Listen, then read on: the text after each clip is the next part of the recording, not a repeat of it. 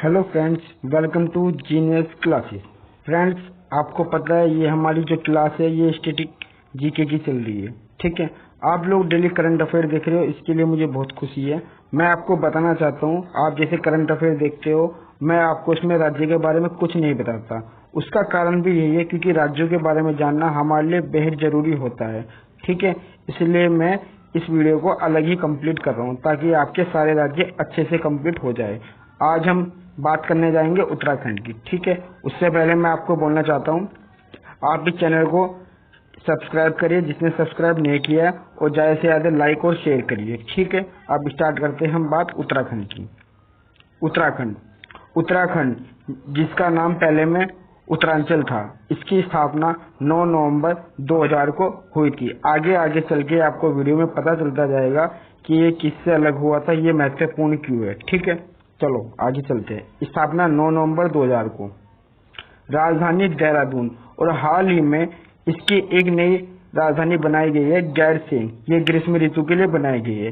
Current का question भी इसमें से बनता है कि नई राजधानी क्या बनाई गई है उत्तराखंड की, तो कौन सी बनाई है, गैरसैंण। और कौन सी ऋतु के लिए, ग्रीष्म ऋतु के लिए। आप इसे भी याद रखिए, करंट अफेयर का क्वेश्चन बनता है आपसे। जिलों की संख्या इसमें 13 है। मुख्यमंत्री त्रिवेंद्र सिंह रावत है, भारतीय समाज पार्टी से बिलोंग करते हैं। राज्यपाल बेबी रानी मौर्य है। राज्यपाल और मुख्यमंत्री आपको हर स्टेट के करने हैं। क्यों करने हैं? क्योंकि एग्जाम में, वन टाइम एग्जाम में ये अक्सर पूछ लिया जाता है, एक क्वेश्चन यही से बनता है, इसलिए आप इसको याद करते हुए चले।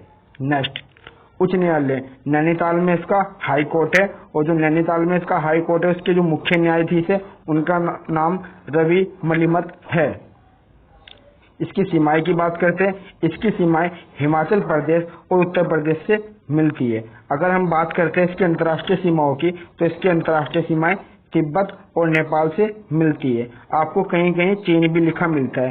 चीन इसलिए लिखा मिलता है क्योंकि तिब्बत जो है ये चीन का ही हिस्सा है, यानी कि यहाँ पर चीन का ही राज चलता है, इसलिए इसे चीन बोल दिया जाता है, वरना तिब्बत से मिलती है अगर हम देश की बात करें। ठीक है, नेक्स्ट, साक्षरता दर 78.8%। अच्छी साक्षरता दर बोल सकते हो इसमें। 78.8% की इसमें साक्षरता दर है। और लिंगानुपात भी आप ठीक बोल सकते हो, 963 1000 में से, यानी कि 1000 लड़के हैं तो लड़कियां कितनी है, 963 है। ठीक है, नेक्स्ट, नोट। जो नोट लिखा है ये बहुत इंपॉर्टेंट है, आप इसका ध्यान रखिए। उत्तराखंड राज्य का निर्माण 9 नवंबर सन 2000 को कई वर्षों के आंदोलन के पश्चात भारत के 27वें राज्य के रूप में हुआ। मैंने आपको पूरा बताया है कि कौन से राज्य के रूप में हुआ, क्योंकि एग्जाम में हमारे पास क्वेश्चन बनता है उत्तराखंड कौन सा राज्य के रूप में घोषित हुआ था, तो आप याद रखना 27वें में, और कब हुआ था, सन 2000 में। ऊपर मैंने डेट भी आपको दे दी गई है। इसके लिए वहां के लोगों ने आंदोलन चलाया था, इसमें बढ़ चढ़ के हिस्सा लिया था, उसके बाद इसको उत्तर प्रदेश से अलग किया गया था। ठीक है, नेक्स्ट चलते हैं। स्थानीय लोगों की भावना को ध्यान में रखते हुए जनवरी 2007 को उत्तरांचल से उत्तराखंड इसका नाम कर दिया गया। वहाँ के लोगों ने इसकी डिमांड की थी कि इसे उत्तरांचल से नाम इसका हटाकर उत्तराखंड कर दिया जाए, इसलिए आज इसका नाम उत्तराखंड है। ठीक है, पूर्व में से उत्तरांचल के नाम से जाना जाता था। जब यह यूपी से अलग हुआ था, उत्तर प्रदेश से अलग हुआ है, तब इसका नाम उत्तरांचल था, और अब इसका नाम उत्तराखंड है। 2000 से पूर्व यह उत्तर प्रदेश का हिस्सा था। जैसे मैंने आपको ऊपर भी बताया है, सन 2000 से पहले ये उत्तर प्रदेश में ही शामिल था, तो 2000 में आपको बताया जब इसकी स्थापना हुई थी तो ये उत्तर प्रदेश से ही अलग हुआ था। नेक्स्ट, भारत की सबसे बड़ी नदियां गंगा एवं यमुना के उद्गम स्थल। गंगा और यमुना का नाम किसने नहीं सुना है, सब बच्चों ने सुना होगा। गंगा नदी और यमुना नदी का उद्गम स्थल भी यहीं पर ही है। कौन कौन सा है, गंगा का उद्गम स्थल गंगोत्री, और यमुना का उद्गम स्थल आपका यमुनोत्री, तथा इसके घाटों पर बसे वैदिक संस्कृति के कई महत्वपूर्ण स्थान हैं। इसके जो घाट है वहां पर बहुत अच्छी अच्छी चीजें हैं। ठीक है, और वैदिक संस्कृति से ये संबंध रखते हैं। ठीक है, ये भी याद रखना।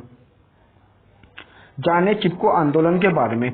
चिपको आंदोलन वहाँ का एक बहुत अच्छा आंदोलन था, और इसमें से क्वेश्चन जरूर बनता है। जो वहाँ का स्टेट एग्जाम होता है उससे तो क्वेश्चन चिपको आंदोलन से 2 या 3 के लगभग आ जाते हैं, लेकिन फिर भी सेंटर के एग्जाम में इससे क्वेश्चन आने की संभावना भी बनी रहती है, क्योंकि यह एक अच्छा आंदोलन था और बहुत ही चर्चित आंदोलन से आप बोल सकते हो।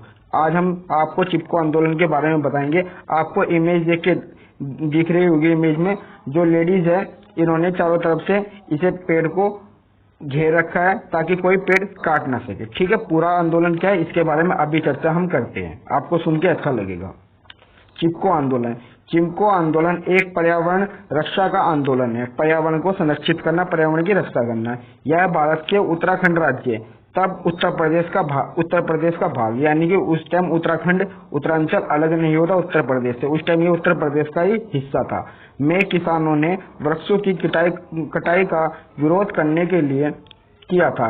वे राज्य के वन विभाग के ठेकेदार जो वन की कटाई करते, ठेकेदारों द्वारा वनों की कटाई का विरोध कर रहे थे और उन पर अपना परंपरागत अधिकार जता रहे थे। ठीक है, यह आंदोलन तत्कालीन उत्तर प्रदेश, यानी कि उस टाइम क्या था 1970 में प्रारंभ हुआ था और इधर सन 2000 में अलग हुआ है। तो उस टाइम किसका हिस्सा था ये उत्तर प्रदेश का हिस्सा था। यानी यह आंदोलन तत्कालीन उत्तर प्रदेश के चमोली जिले में सन 1970 में प्रारंभ हुआ। एक दशक के अंदर यह पूरे उत्तराखंड क्षेत्र में फैल गया, पूरे के पूरे उत्तराखंड में। स्टार्टिंग कहाँ से हुआ? चमोली से स्टार्टिंग हुआ था। आपको बता दिया जाए, जब क्वेश्चन पूछता है तो पूछ लेता है इसमें कि यह प्रारंभ कहाँ से हुआ था, तो चमोली जिले से प्रारंभ हुआ था। ठीक है, चिपको आंदोलन की एक मुख्य बात यह थी कि इसमें स्त्रियों ने भारी संख्या में भाग लिया। जैसे आपको ऊपर इमेज में दिखाया गया है कि सारी की सारी स्त्री है, तो इसमें अधिकतर स्त्रियों ने ही भाग लिया था। इस आंदोलन की शुरुआत सन 1970 में भारत के प्रसिद्ध पर्यावरणविद सुंदरलाल बहुगुणा, कॉमरेड गोविंद सिंह रावत, चंडी प्रसाद भट्ट तथा श्रीमती गौरा देवी के नेतृत्व में हुई। आपको ये नाम जरूर याद करने पड़ेंगे। इन नामों को याद करने का उद्देश्य क्या है? कभी भी इन सब में से नाम देके वो पूछ लेता है कि इनका संबंध किससे है, तो आप बता सकते हो चिपको आंदोलन से। और कभी कभी रीजनिंग में या हमारे पास जीके में क्वेश्चन आ जाता है, 4 नाम दे दिए, बोलता है इनमें से भिन्न छांटिए, या बोल देता है इनमें से किसका संबंध चिपको आंदोलन से नहीं है। ठीक है, इसलिए आपको ये सारे नाम याद रखने हैं। ठीक है, 3-4 नाम है, आप याद कर लो, कोई दिक्कत नहीं है। यह भी कहा जाता है कि कॉमरेड गोविंद सिंह रावत ही चिपको आंदोलन के व्यावहारिक पक्ष थे। पहले ये पक्ष में थे जब चिपको की माल व्यापक प्रतिबंधों के रूप में स्वयं चिपको की जन्मस्थली की घाटी पर पड़ी, यानी कि चमोली की घाटी पर पड़ी, तो कॉमरेड गोविंद सिंह रावत ने झपटो छीनो आंदोलन को दिशा प्रदान की। ठीक है, चिपको आंदोलन वनों को अव्यावहारिक कटान रोकने और वनों पर आश्रित लोगों के वनाधिकारियों की रक्षा का आंदोलन था। रैनी में 2400 से अधिक पेड़ों को काटा जाना था।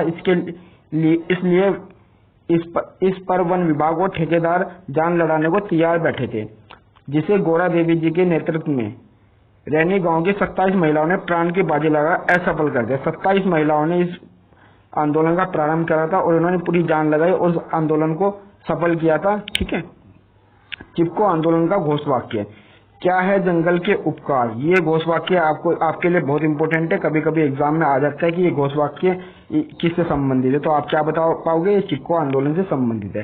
क्या है जंगल के उपकार? मिट्टी, पानी और बयार। मिट्टी, पानी और बयार, जिंदा रहने के अधिकार। आपको पता है जंगल में मिट्टी है, पानी है और पेड़ है। ठीक है, ये हमारे जिंदा रहने के लिए बहुत जरूरी है। इसलिए इस आंदोलन को आप प्राकृतिक दृष्टि से मोस्ट इम्पोर्टेंट बोल सकते हो। ठीक है, सन 1987 में इस आंदोलन को सम्यक जीविका पुरस्कार यानी कि राइट लाइवलीहुड अवार्ड से सम्मानित किया गया।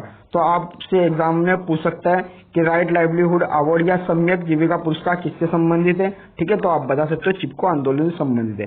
मैंने इस वीडियो के अंदर इम्पोर्टेंट पॉइंट ही डाले, कोई भी एक्स्ट्रा नहीं डाला है। ठीक है, कोई बच्चा स्टेट के एग्जाम की तैयारी कर रहा है या सेंटर के एग्जाम की तैयारी कर रहा है, ये इसको पढ़ना ही पड़ेगा।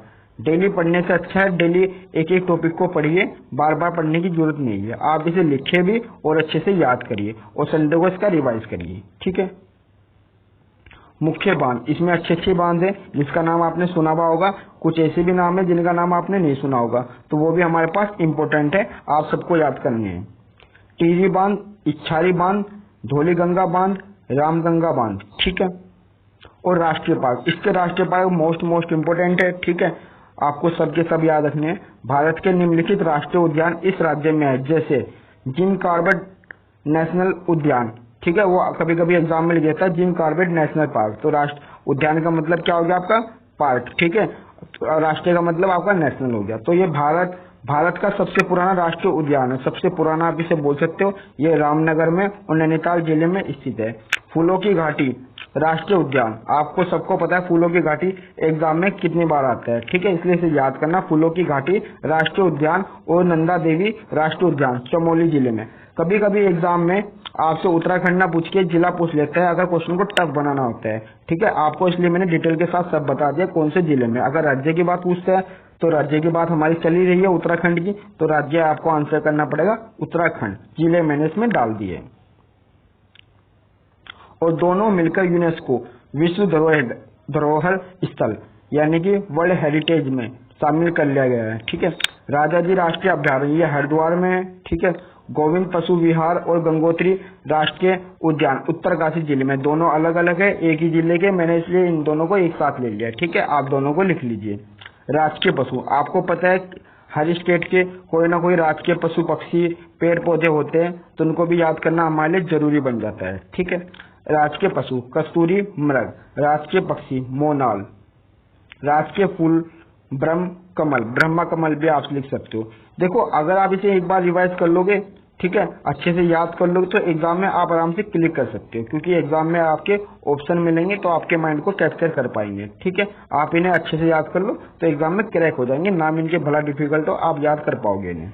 राष्ट्रीय पेड़ बुरांश प्रमुख नृत्य, इसके नृत्य अच्छे है, आप इनको देखिए। नृत्य कौन के गढ़वाली, कुमाऊनी, कजरी, जोरा। जोरा और कजरी अलग अलग है, आप इन्हें अलग अलग लिख लेना। कजरी जोरा नहीं है, कजरी और जोरा दोनों अलग अलग है।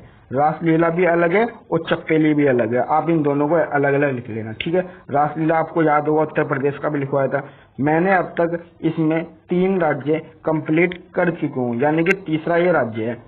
ठीक है, देखते हैं, अभी हम बताते हैं आपको। पहला दिल्ली था, दूसरा हमारे पास उत्तर प्रदेश था, तीसरा हरियाणा, ये चौथा है। ये चौथा वीडियो है हमारे पास स्टैटिक जीके का। हम डेली एक एक करते जाएंगे और 1 महीने में हमारा राज्य सारे कंप्लीट हो जाएंगे। उसके बाद मैं आपको जब वीडियो दूंगा तो हम 3 देशों के बारे में चर्चा किया करेंगे, उनकी राजधानी की, राष्ट्रपति की, उनकी मुद्रा की, उनकी संसद की। ठीक है, ज्यादा याद नहीं करेंगे, जितना एग्जाम के लिए इंपॉर्टेंट है इतना। ये हमारे देश के हैं, इनसे ज्यादा क्वेश्चन बनते हैं, इसलिए हमें यहाँ पर डिटेल में याद करने पड़ेंगे। लेकिन वहां से जो क्वेश्चन बनते हैं, मैं आपको सारे देशों के बारे में नहीं बताऊंगा, सारे देश तो बहुत ज्यादा हो जाएंगे। जो हमारे अड़ोसी पड़ोसी है और जो अब तक एग्जाम में पूछे जा चुके हैं और जो करंट के हमारे पास टॉपिक बनते हैं, उनके बारे में हम चर्चा करेंगे।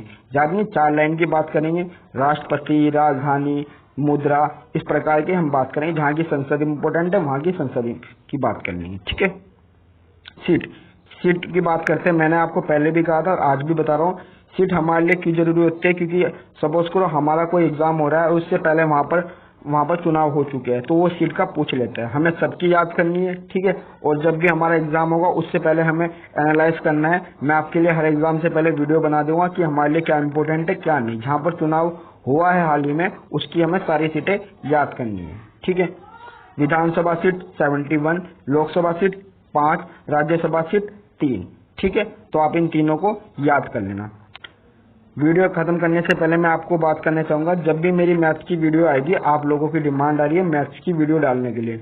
मैं मैथ्स की वीडियो 1 या 2 दिन के अंदर अवेलेबल करा दूंगा। कोशिश करूंगा मैं आपको कल ही वीडियो अवेलेबल करा दूं और आपको स्टार्टिंग के फर्स्ट चैप्टर से कराया जाएगा। आप इस वीडियो को ज्यादा से ज्यादा शेयर करिए। ठीक है, जो आपके फ्रेंड से तैयारी कर रहे हैं उन्हें बताइए ये नया चैनल है। ठीक है, आप यहाँ से शेयर करिए और ज्यादा से ज्यादा वीडियो को लाइक करिए। Thank you so much.